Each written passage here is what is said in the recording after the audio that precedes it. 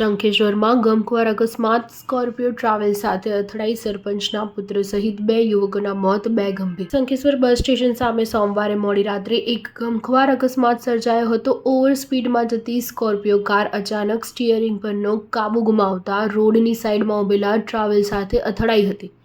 આ અકસ્માતમાં કારમાં સવાર 4 મિત્રો પૈકી 2 યુવકોના ઘટના સ્થળે મોત નીપજ્યા હતા. મૃતકોમાં શંખેશ્વર તાલુકા સરપંચ ડી.કે. ગઢવીના પુત્ર દીક્ષિત ગઢવી અને બ્રિજેશ ડાભીનો સમાવેશ થાય છે. અકસ્માતમાં અન્ય 2 યુવકોને ઈજાઓ પહોંચી હતી, જેમાંથી એકને ગંભીર ઈજાઓ થતાં તાત્કાલિક સારવાર માટે હોસ્પિટલમાં ખસેડવામાં આવ્યો હતો, જ્યારે અન્ય એક યુવકને સામાન્ય ઈજાઓ થઈ હતી. જ્યારે ઘટનાની જાણ થતાં સ્થાનિક શંખેશ્વર પોલીસ ઘટના સ્થળે દોડી આવી હતી તેમજ આગળની વધુ તપાસ હાથ ધરી છે. સ્ટાર ન્યૂઝ 7 હંમેશા સચ્ચાઈની સાથે.